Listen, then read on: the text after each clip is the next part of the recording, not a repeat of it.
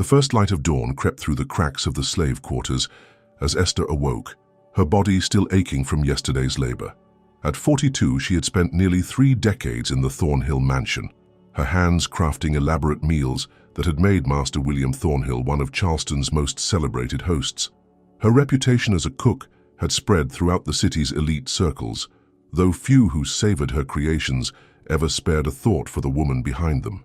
Esther rose silently, careful not to wake Ida, the young house slave who shared her small room. The girl had been crying again in her sleep, no doubt from the fresh welts Master Thornhill had left on her back yesterday for dropping a crystal glass. Esther's face hardened as she recalled the girl's muffled screams. They echoed too closely to memories she had tried to bury deep within her soul.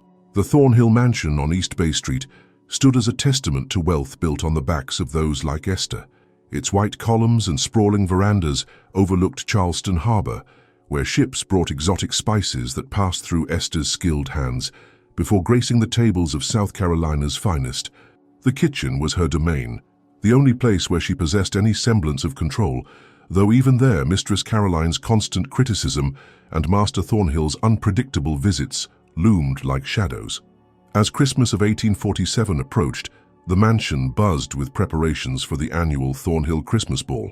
This year promised to be particularly extravagant, with Governor Johnson himself expected among the guests.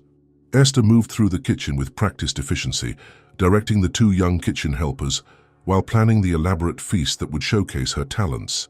Talents that had kept her from being sold when Master Thornhill's gambling debts had forced him to reduce his household 3 years ago. "Esther, where is my breakfast?" Mistress Caroline's shrill voice cut through the morning bustle.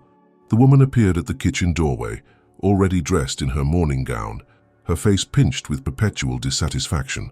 "Coming directly, mistress," Esther replied, her voice carefully modulated to hide any trace of resentment. She placed the final touches on the tray, eggs cooked precisely as the mistress preferred, with thin slices of ham and freshly baked biscuits. "It's nearly 8. William has business in town and can't be kept waiting.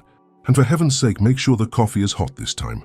Caroline sniffed, eyeing the kitchen with disdain before turning away. Esther's hands trembled slightly as she poured the coffee, remembering last week when Master Thornhill had thrown the lukewarm cup at her, the porcelain shattering against the wall while the hot liquid scalded her arm. She still wore the bandage beneath her sleeve. Later that morning, as Esther crushed herbs for the day's cooking, Master Thornhill entered the kitchen unexpectedly. His imposing figure filled the doorway, his face flushed from drink despite the early hour. "Esther," he drawled, approaching too closely. "Caroline tells me you've been slow this morning." His breath reeked of whiskey as he leaned toward her. "Perhaps you're getting too old for your position. I saw a fine young cook at the auction yesterday." The pestle in Esther's hand stilled.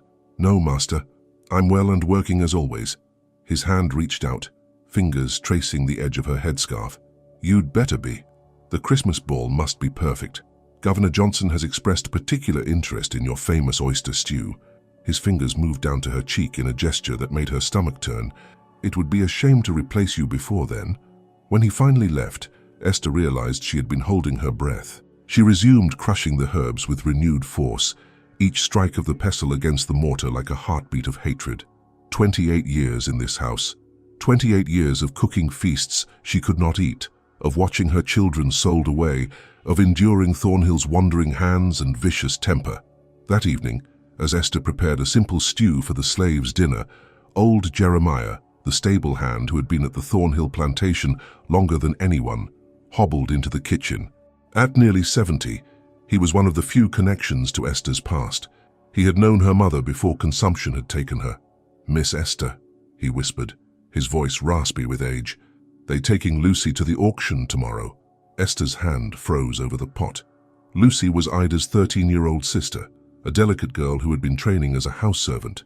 "Why?" she asked, though she already suspected the answer. Jeremiah's eyes darted toward the door. "Master's debts again. Heard him and Mrs. arguing. He lost big at cards last night." A familiar numbness spread through Esther's chest. She had witnessed this scene too many times, Thornhill's debts paid with human flesh. Her own children, first James when he was just 7, then Sarah at 10, had been sold to pay for Master Thornhill's excesses. She had not been allowed to say goodbye to either. That night, Esther lay awake, listening to Ida's soft weeping. The girl had learned about her sister's fate. Morning would bring another heartbreak, another severed bond. Outside, the winter wind whistled through the bare branches of the oak trees that lined the drive, trees from which a runaway had been hanged last spring as a lesson to the others. As moonlight filtered through the small window, illuminating Ida's tear-stained face, something within Esther calcified. The Christmas ball was 3 weeks away. Governor Johnson, Judge Preston, the Whitcombs, the Sinclairs, all of Charleston's elite would gather to feast on her creations, while children were torn from their mothers and girls like Ida trembled at their master's approach.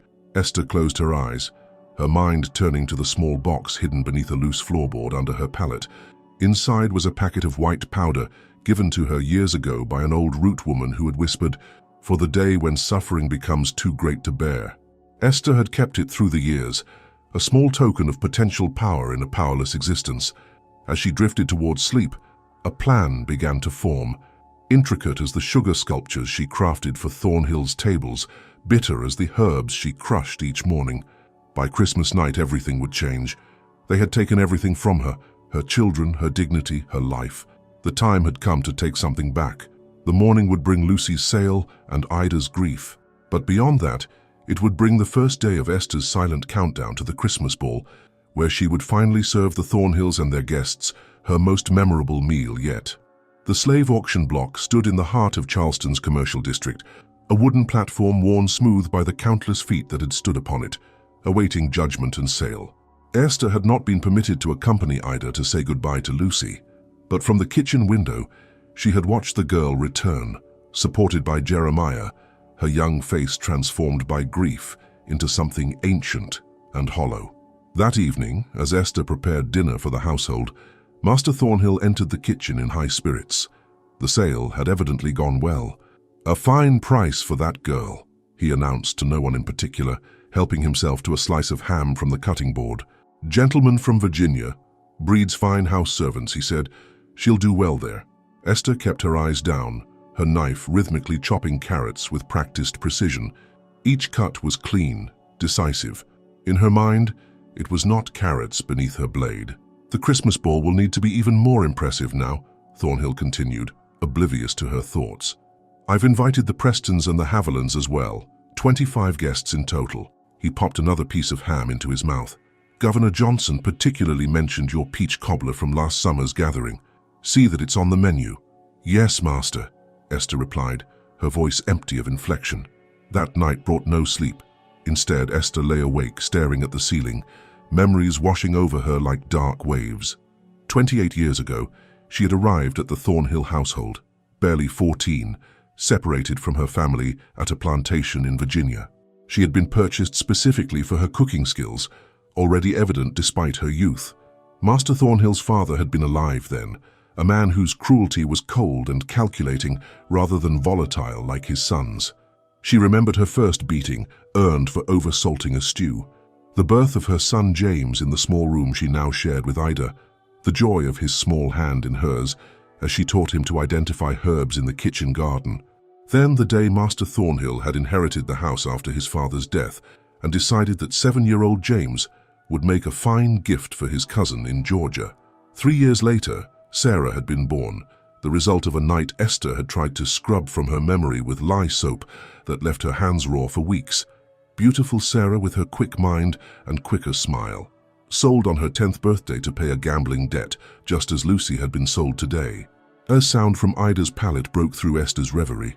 The girl was whimpering in her sleep, one hand reaching out as if trying to grasp something or someone just beyond reach. 2 days later, the incident that crystallized Esther's resolve occurred.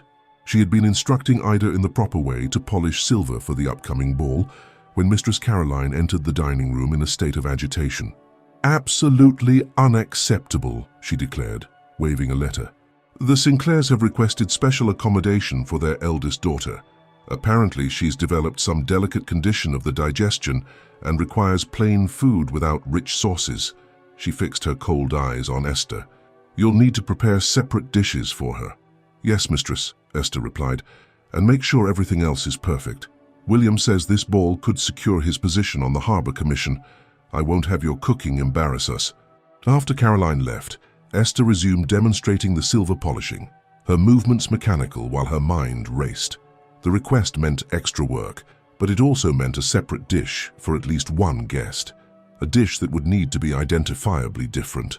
That afternoon, as Esther descended into the cool darkness of the root cellar to select vegetables, she noticed a strange smell near the back wall. Following it, she discovered a dead rat among the potato barrels. Disease followed such creatures, everyone knew that. Holding her breath, she disposed of the corpse, but not before the idea took root in her mind. Illness at a dinner party, food that disagreed with delicate constitutions. Such things happened even in the finest houses. That evening, after the household had settled, Esther slipped from her pallet, careful not to disturb Ida. Silently, she pried up the loose floorboard and removed the small wooden box hidden there. Inside, wrapped in a scrap of faded cloth, was the packet of white powder the root woman had given her years ago. "This come from the manchineel tree," the old woman had whispered. "White folks call it the death apple. Just a little brings sickness. More than a little brings sleep that don't end." Esther had kept it all these years, never quite daring to use it, never quite able to discard it. Now, by the faint moonlight streaming through the window, she studied the innocuous powder. It looked like flour or fine sugar, substances that passed through her hands daily as she created delicacies for the Thornhill table. A sound from outside froze her in place. Quickly, she rewrapped the packet and returned it to its hiding place. Tomorrow would begin 3 weeks of intense preparation for the Christmas ball, 3 weeks to refine her plan, to decide who would merely suffer and who would never rise from the Thornhill table again. The following morning brought a fresh horror that shattered any lingering doubts in Esther's mind. She was kneading dough for the day's bread when a commotion in the yard drew her to the window. Master Thornhill stood over Jeremiah, the elderly stable hand doubled over on the ground. Even from a distance, Esther could see blood darkening the old man's shirt. "Thieving old devil," Thornhill's voice carried clearly. "You think I don't inventory my liquor?" Esther watched, hands coated in flour, as Thornhill delivered another kick to Jeremiah's ribs. The old man made no sound now, his body simply absorbing the blows. Beside Thornhill stood Mr. Parsons, the overseer, holding a half-empty bottle of Master's prized bourbon. Later, Esther learned the truth from Samuel, the young stable boy. Jeremiah had taken the alcohol not for himself, but as medicine for his rheumatism that had grown unbearable with the winter cold. The punishment had been 10 lashes, followed by Thornhill's drunken beating. That night, Esther slipped away to the small shed where Jeremiah lay on a pallet of straw, his back a crosshatch of open wounds. She brought poultices of herbs to draw out infection and a small portion of the kitchen's precious honey to help with healing.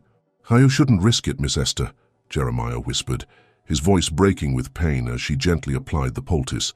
"Hush now," she replied, her movements sure, despite the poor light from the single candle she'd brought. "We look after our own." Jeremiah's gnarled hand caught hers. "He's talking of selling me south," he said. "Say I'm too old for keeping now." Esther felt something tear inside her. Jeremiah had been the one constant throughout her years at the Thornhill household. He had held her when she wept for her children, had slipped extra food to her when she was pregnant, had been grandfather to James and Sarah in a place where family bonds were severed as casually as rotten threads. "When?" she asked, her voice strangled. "After Christmas," heard him tell Parsons. Jeremiah's eyes, cloudy with cataracts and age, fixed on a point beyond her shoulder. "Don't matter much. Don't think I'll heal right from this beating anyway." 3 days later, Jeremiah's prediction proved accurate. Infection set into his wounds, bringing fever and delirium. Esther begged to be allowed to care for him, but Mistress Caroline refused. "You have preparations for the ball," she said dismissively.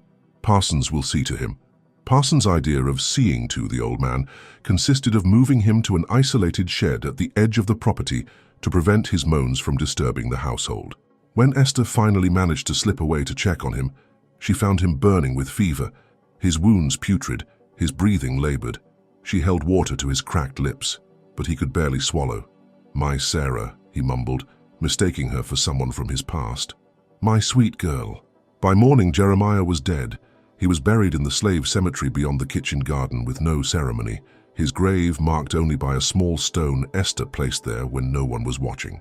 That night, kneeling beside her pallet while Ida slept, Esther removed the manchineel powder from its hiding place. In the darkness, she made her final decision. This would not be a random act of vengeance. It would be justice, calculated, measured, and precise as her cooking.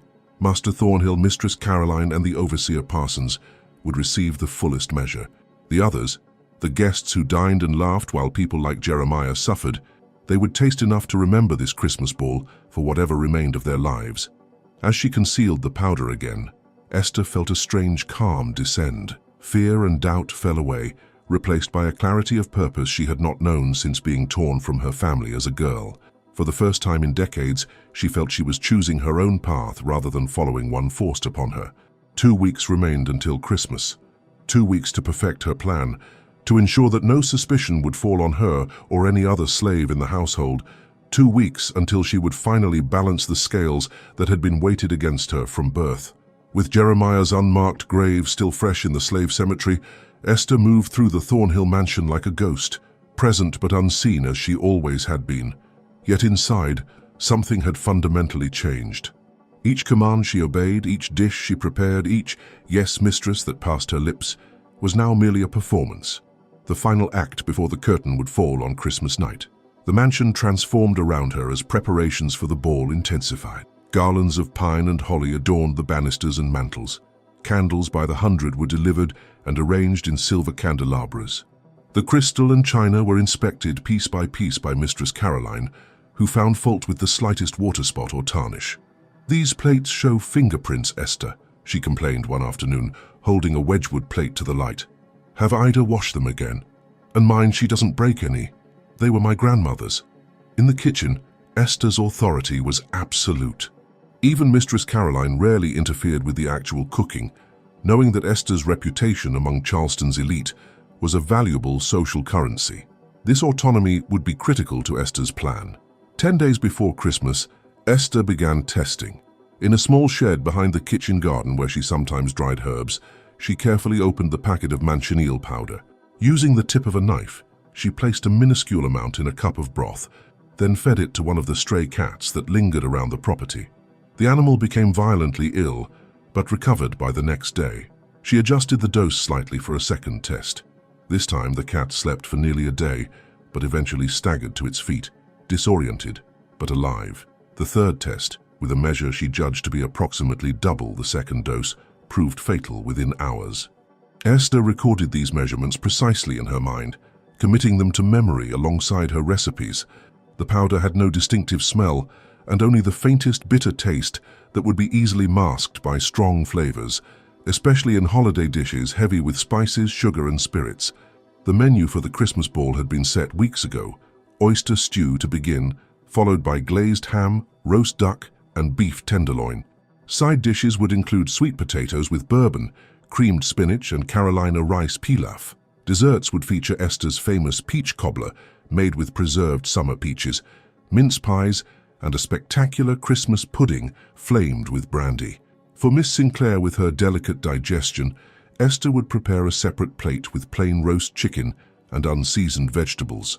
This would be her first vehicle for vengeance, containing enough of the powder to ensure violent illness, but not death. The girl's suffering would disrupt the ball and serve as a distraction for what would follow.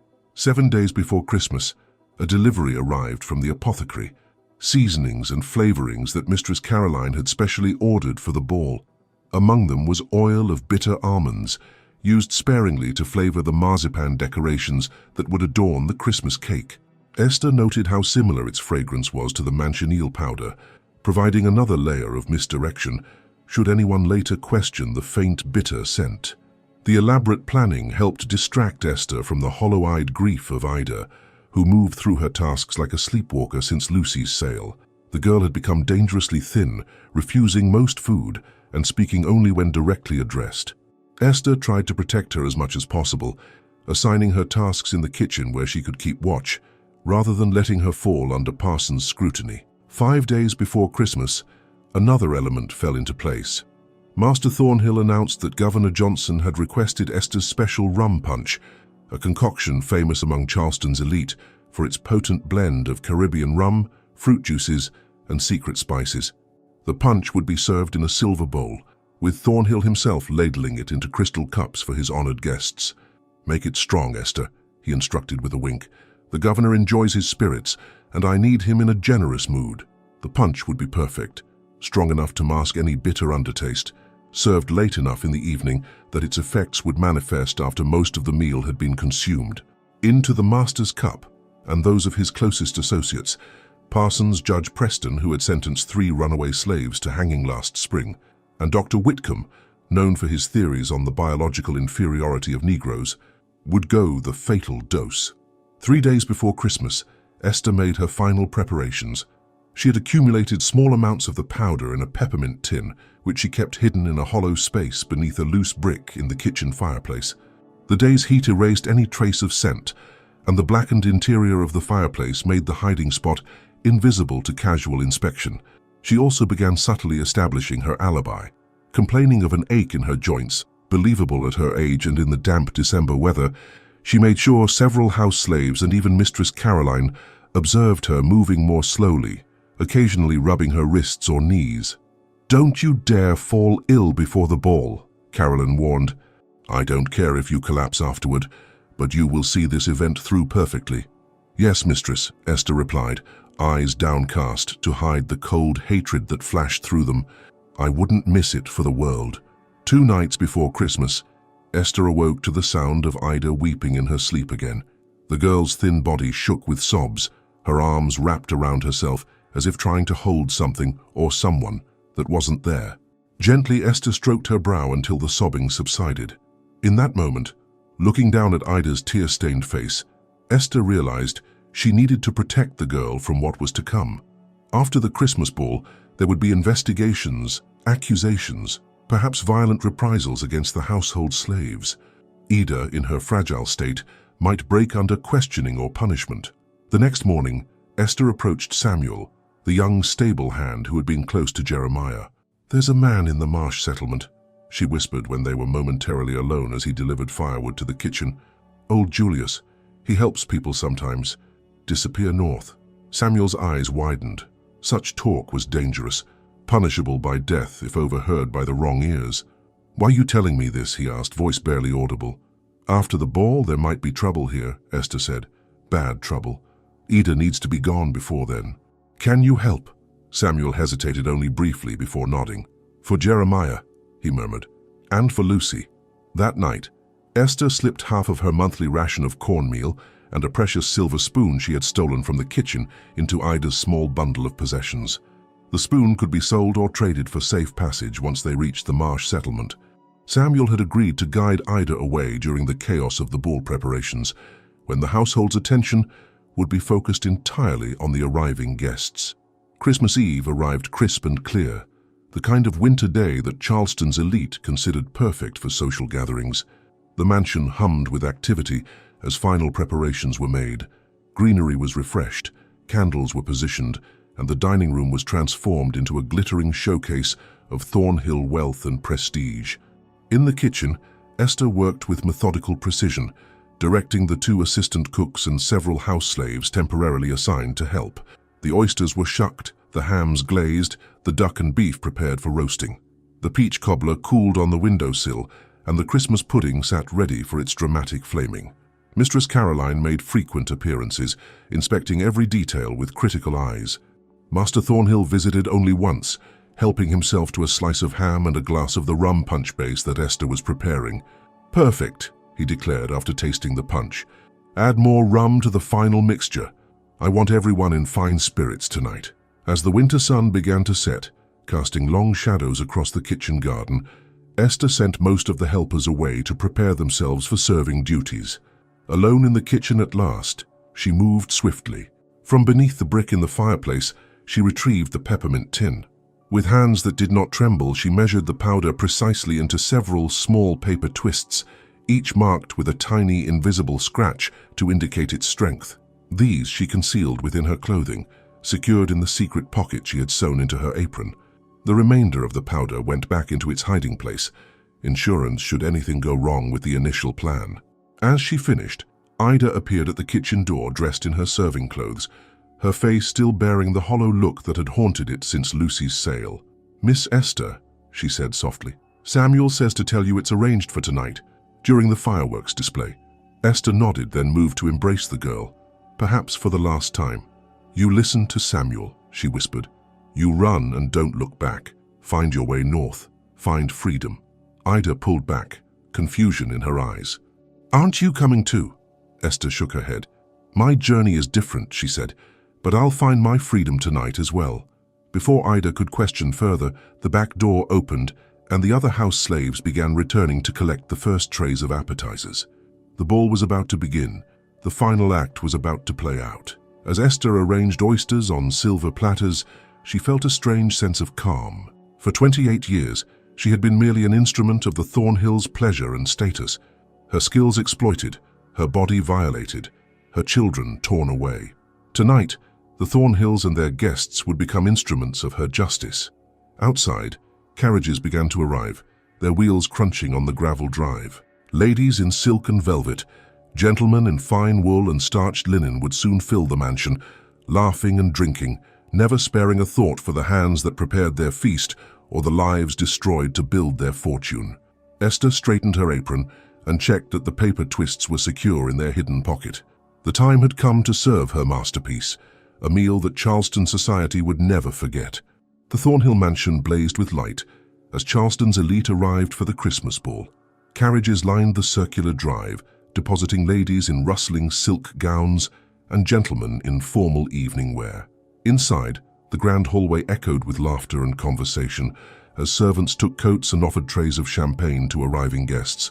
In the kitchen, Esther moved with the practiced efficiency of decades, directing the final preparations with quiet authority. The oyster stew simmered gently, releasing aromas of cream and sherry. The glazed ham rested before carving, its surface caramelized to a perfect mahogany sheen. Duck and beef roasted in the large ovens, their drippings collected for the rich sauces that would accompany them. Mistress Caroline appeared at regular intervals, her face flushed with nervous excitement. "The governor has arrived," she announced during one such visit. And Judge Preston brought his new wife, much younger than expected, wearing Paris fashion. Her eyes narrowed at Esther. "Is everything proceeding as planned?" "Yes, mistress," Esther replied, her voice betraying nothing of the alternative plan unfolding beneath the official one. "The first course will be ready to serve in 15 minutes. As Caroline departed, Esther turned to the special plate being prepared for Miss Sinclair. With gloved hands, a precaution she had insisted upon, claiming a minor cut, she sprinkled the first of her powder doses onto the plain chicken breast, then covered it with a light herb sauce that would mask any bitterness. The amount was precisely measured to cause severe but not fatal distress. The oyster stew went out first, carried by servants including Ida, whose eyes now held a strange mixture of sorrow and anticipation. Esther had told her nothing of the poisoning plan, wanting her untainted by knowledge that could endanger her escape. Through the kitchen doorway, Esther caught glimpses of the dining room, 25 of Charleston's most powerful citizens seated around the gleaming mahogany table, crystal and silver reflecting the light of dozens of candles. "Special plate for Miss Sinclair," Esther instructed one of the serving boys, handing him the doctored dish when the main course was ready to go out. She watched as it was delivered to a pale young woman seated near the center of the table, beside an older couple, who would be the Sinclairs. The regular dinner service proceeded smoothly, platters of meat and side dishes arranged on the sideboard for the footman to serve. Esther remained in the kitchen, ostensibly supervising but in reality waiting for her moment. That moment would come with the rum punch and dessert course, which tradition dictated she would help serve personally, an honor Master Thornhill insisted upon to showcase his prized cook to his important guests. Approximately 30 minutes into the main course, the first sign that her plan was working came in the form of a commotion from the dining room. A woman's voice cried out in alarm, followed by the scraping of chairs and concerned questions. One of the serving boys rushed into the kitchen. "Miss Sinclair's taken ill," he reported. "Terrible sick all of a sudden. Master says bring cool cloths and water." Esther feigned appropriate concern, dispatching Ida with the requested items while she continued preparations for dessert. Through the serving door, she could hear the continued disruption. Miss Sinclair had apparently been removed from the table, her mother accompanying her to one of the upstairs guest rooms. Dr. Whitcomb, present as a guest, rather than in his professional capacity, had gone to attend to her. The timing was perfect. The distraction would allow Esther to implement the next phase of her plan with less scrutiny. She removed the Christmas pudding from its basin and placed it on a silver platter, surrounded by sprigs of holly. Then, with steady hands, she prepared the rum punch, adding the final measure of Caribbean rum to the mixture of fruit juices and spices. From within her apron pocket, she withdrew the prepared paper twists. When no one was looking, she emptied their contents into the punch bowl, stirring thoroughly to ensure the powder dissolved completely. Then she set aside the special cups for Master Thornhill, Overseer Parsons, Judge Preston, and Dr. Whitcomb, who would return once Miss Sinclair was stabilized. These cups received an additional dusting of powder around their rims, ensuring that these men, the architects and enforcers of so much suffering, would receive a fatal dose. "It's time for the pudding and punch," announced Mistress Caroline, returning to the kitchen. Her face was tense with the strain of maintaining social composure despite the disruption. "We must carry on. The governor is still waiting to taste Esther's famous recipes." "Yes, mistress," Esther replied, her heart beating steadily despite the enormity of what she was about to do. "Everything is ready." The Christmas pudding, doused with warmed brandy and set dramatically aflame, created the intended distraction as Esther entered the dining room for the first time that evening. Guests exclaimed and applauded at the spectacle, temporarily forgetting the unfortunate incident with Miss Sinclair. Behind the pudding came Master Thornhill, carrying the silver punch bowl with exaggerated ceremony. "My friends," he announced to the assembled guests, "while we are all concerned for young Miss Sinclair, Dr. Whitcomb assures me she will recover with rest. Let us continue our celebration with Esther's legendary rum punch, which Governor Johnson has been anticipating all evening." Esther stood near the sideboard, slicing the pudding and placing portions onto dessert plates that Ida and the other servants distributed. From this position, she could observe as Thornhill ladled the punch into crystal cups, making a show of serving Governor Johnson first, followed by the specially prepared cups for his favored associates. "To a prosperous new year," Thornhill proposed, raising his cup. The guests followed suit, then drank deeply of the potent mixture. Esther watched, her face an impassive mask that revealed nothing of the satisfaction she felt, as her oppressors unwittingly consumed their own destruction. The punch was strong and sweet, the Caribbean rum masking any bitter undertaste from the manchineel powder. Several guests requested second cups, which Thornhill happily provided. As the dessert service continued, Esther moved about the room, accepting compliments on her cooking, with the same humble demeanor she had perfected over decades. Inside, she was counting minutes, knowing that the powder's effects would begin manifesting soon. The first sign came as she was serving a portion of peach cobbler to Mrs. Haviland. Across the room, Overseer Parsons grabbed suddenly at his collar, his face flushing a deep red. "William," he gasped to Master Thornhill, "the room is unbearably hot, is it not?" Before Thornhill could answer, Parsons swayed in his seat, then slumped forward, his face landing in his dessert plate.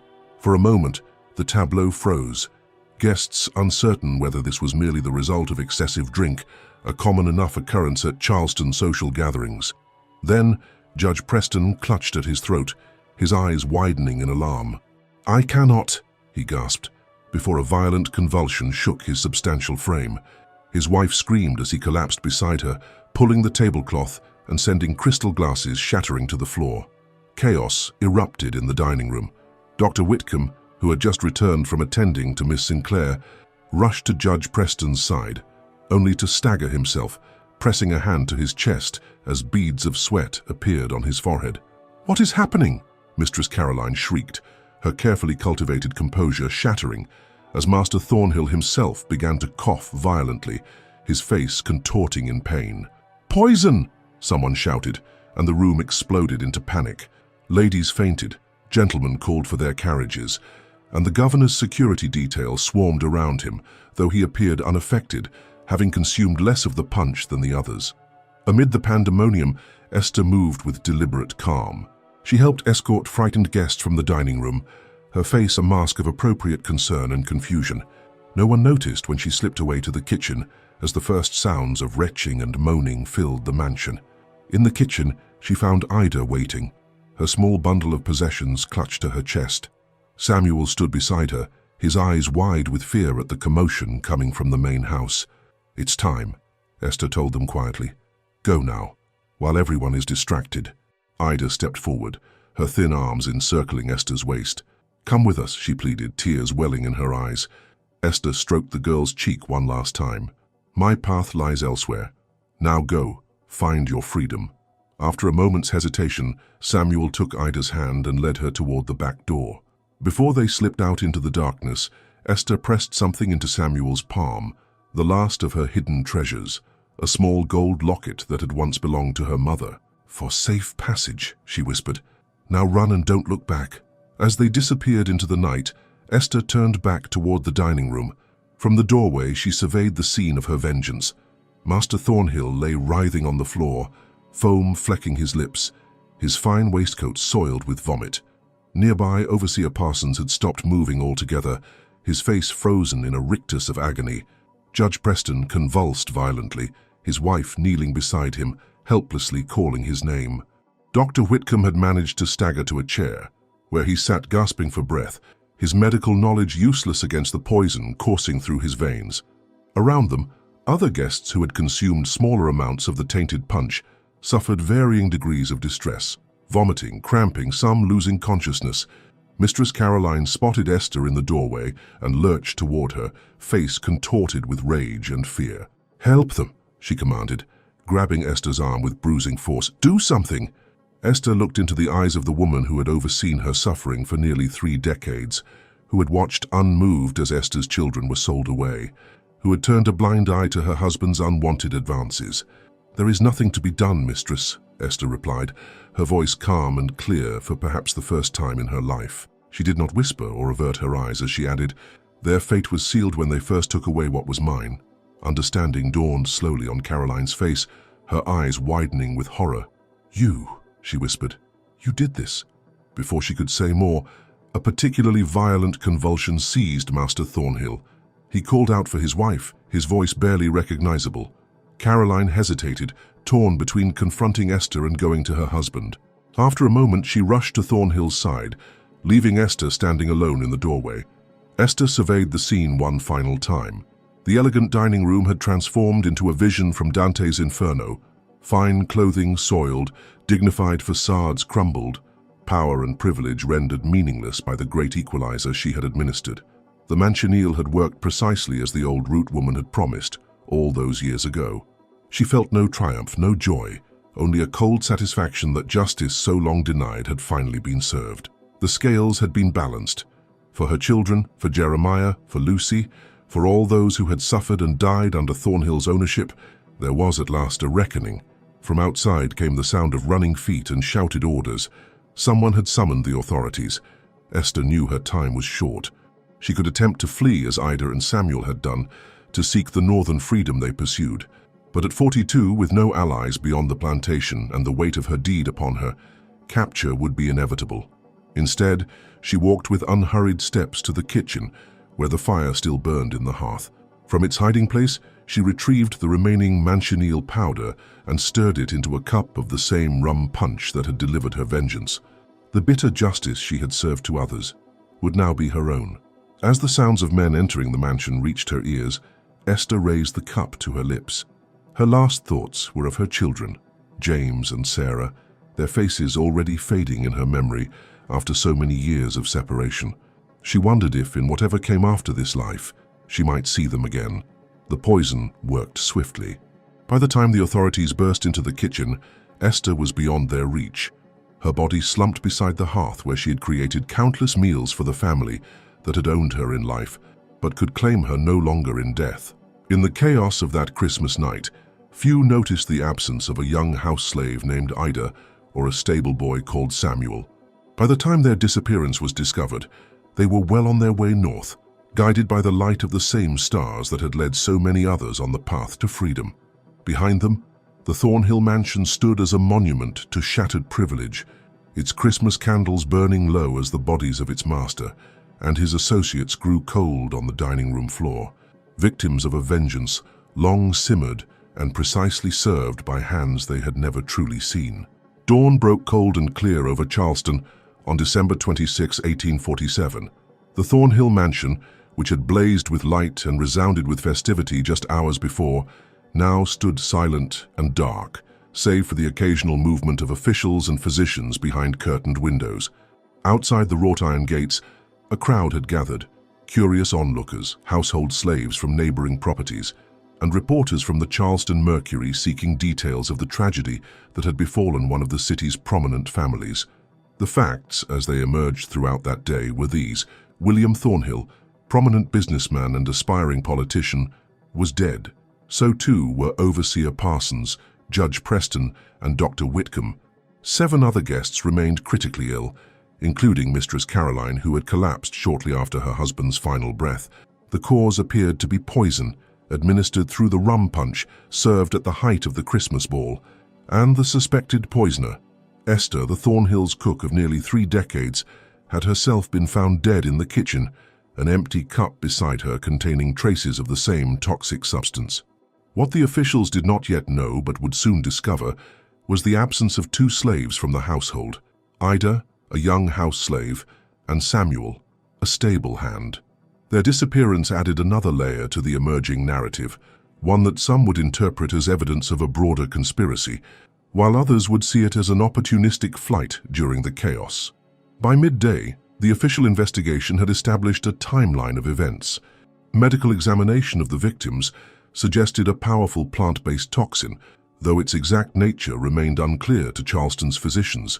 The symptoms, violent gastric distress, followed by respiratory difficulty and eventual heart failure, matched several known poisons.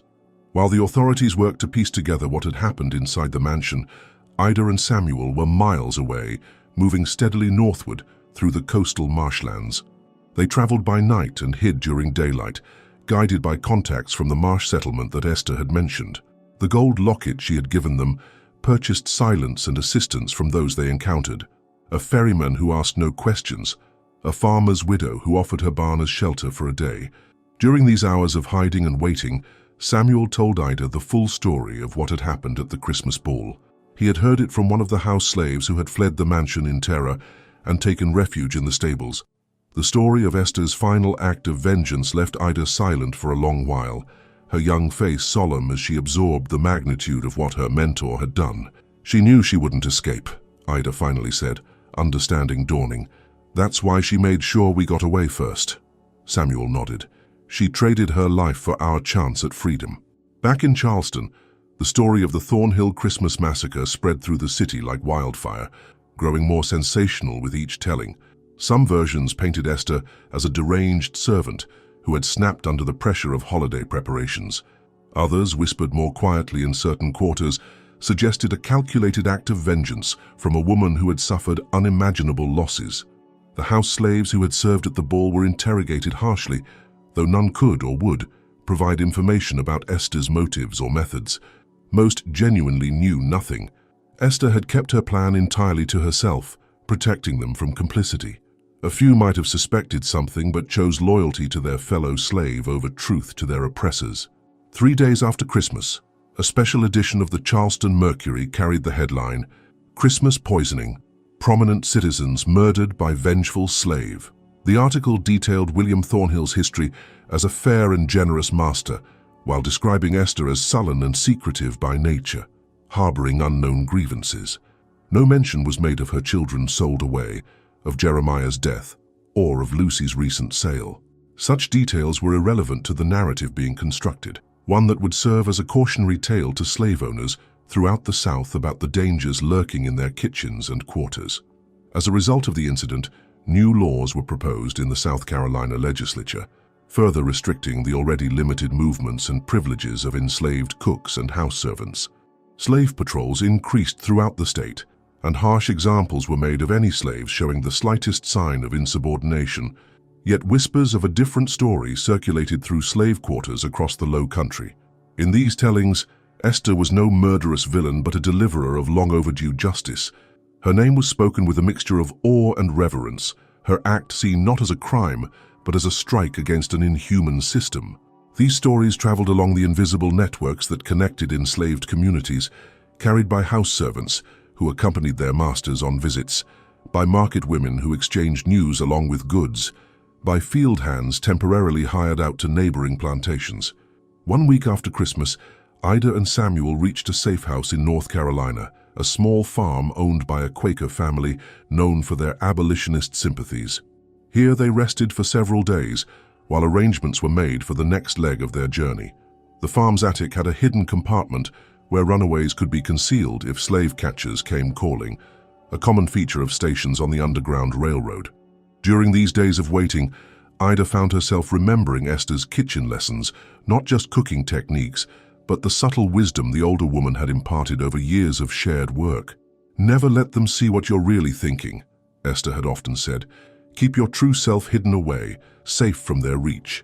Ida understood now that Esther had been preparing her all along, not just to cook, but to survive. The journey north continued in stages. A wagon ride concealed beneath sacks of grain, a night crossing of a river, days of walking through winter woods guided by the North Star. With each mile, the fear of pursuit gradually diminished, though it never entirely disappeared. The deeper they moved into free states, the more they encountered others like themselves, men and women who had fled bondage in search of the liberty that was their birthright. By late February 1848, Ida and Samuel reached Philadelphia, where they connected with members of the Pennsylvania Anti-Slavery Society. These abolitionists helped them establish new identities and find work. Ida as a domestic servant for a sympathetic Quaker family, Samuel as a stable hand at a busy downtown livery.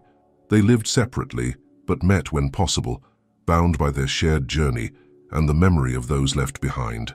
On one such meeting in early spring, walking through a Philadelphia park where the first crocuses pushed through the thawing earth, Ida revealed something she had kept secret since their escape. "She knew what would happen to her," Ida said quietly. "The night before the ball, Esther told me she'd find her freedom too, but in a different way. I didn't understand then what she meant." Samuel was silent for a moment, then said, "She chose her own way out, after making them pay for what they'd done." Ida nodded, tears welling in her eyes. "Do you think she found peace in the end?"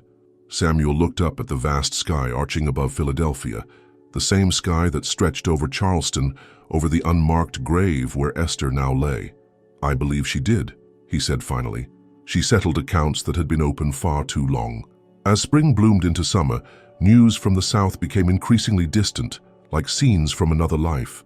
Occasionally, travelers or newspapers brought word of Charleston, of investigations concluded, of the Thornhill property sold to cover debts, of Mistress Caroline returning to her family in Virginia, a widow seemingly broken by tragedy. For Ida and Samuel, these were echoes from a past that grew fainter with each passing day. They were building new lives now, lives where they owned themselves, where their labor benefited no master, where they could speak their minds without fear. It wasn't perfect freedom, not in a country still half enslaved, where even in free states black people faced discrimination and the constant threat of kidnapping by slave catchers. But it was a beginning. On Christmas Eve of 1848, 1 year after their flight from the Thornhill mansion, Ida and Samuel met at a small church in Philadelphia's black community. After the service, they walked through streets dusted with fresh snow, their breath forming clouds in the cold air.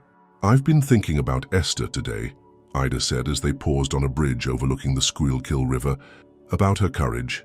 Samuel nodded. "She gave us our chance. I won't waste it." "Nor I," Ida agreed.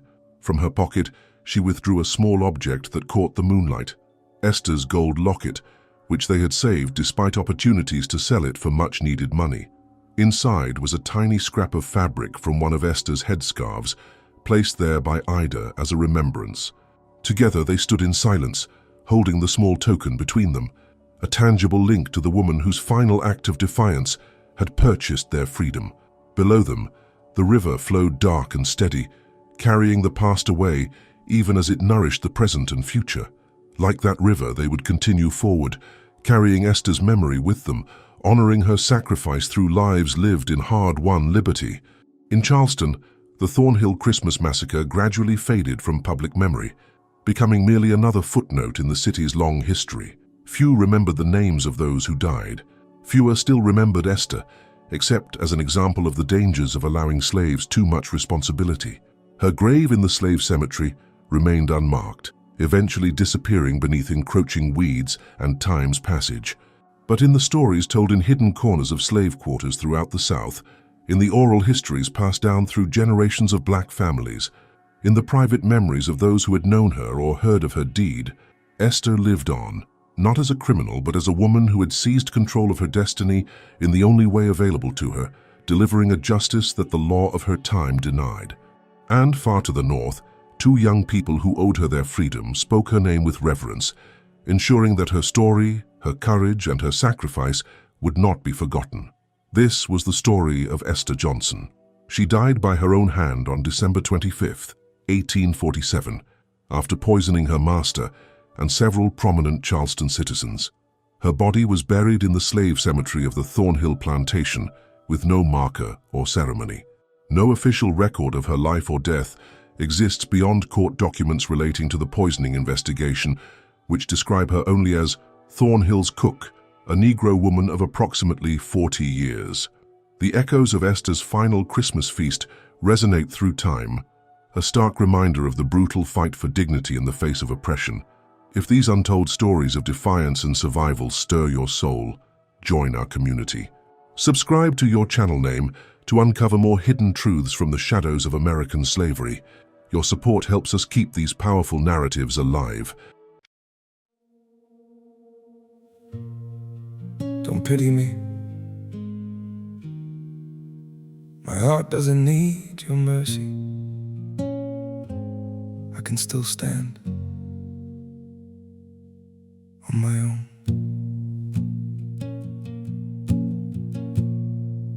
I was broken by your leaving, fell deeper than I thought I would. But pain has taught me how to heal now and survive what once I couldn't.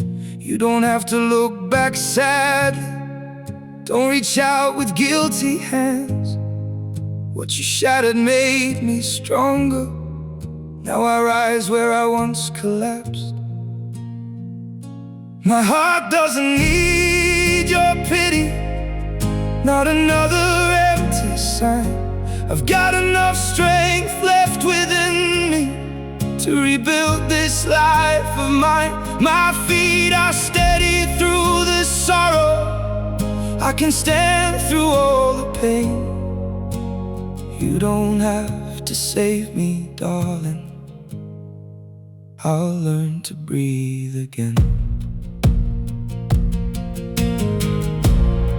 I once begged for your affection, now I've learned my worth in scars. And the man you left in pieces found his own way through the dark. My heart doesn't need your pity, not another empty sign. I've got enough strength left within me to rebuild this life of mine. My feet are steady through the sorrow, I can stand through all the pain. You don't have to save me, darling, I'll learn to breathe again.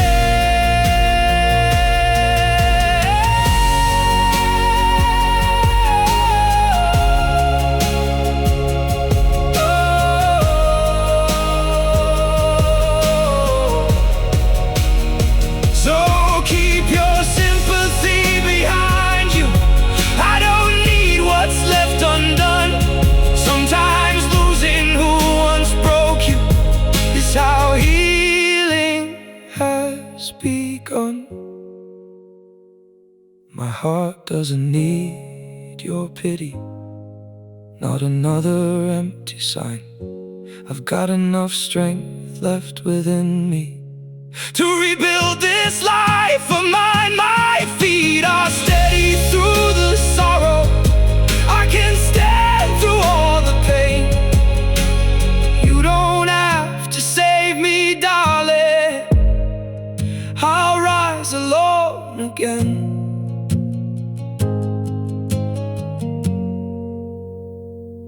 I'll rise alone again.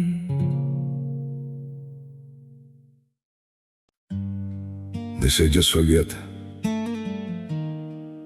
Move on like it's easy. But forgetting you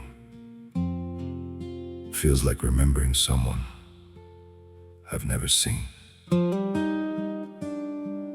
I've been trying to erase you from the places in my mind, but the harder that I fight it, the more you're hard to leave behind. Every memory keeps slipping through the cracks I try to close, like a face I should remember, but somehow never know. Forgetting you feels impossible, like chasing something I can't hold, like trying to remember someone that I've never even known. I keep reaching through the silence for a past I can't undo, 'cause letting go of what we had feels like losing something true. Every moment turns to fragments, every thought just fades to blue, like I'm searching for a feeling that still only leads to you. Forgetting you feels impossible, like chasing something I can't hold, like trying to remember someone that I've never even known. I keep reaching through the silence for a past I can't undo, 'cause letting go of what we had feels like losing something true.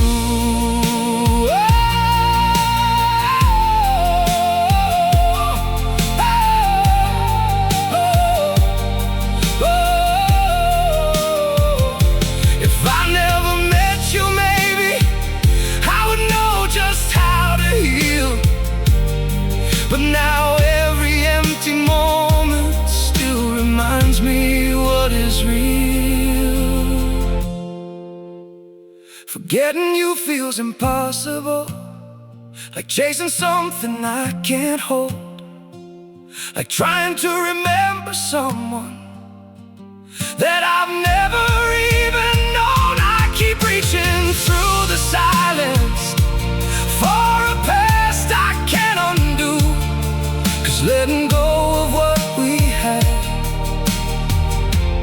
feels like losing something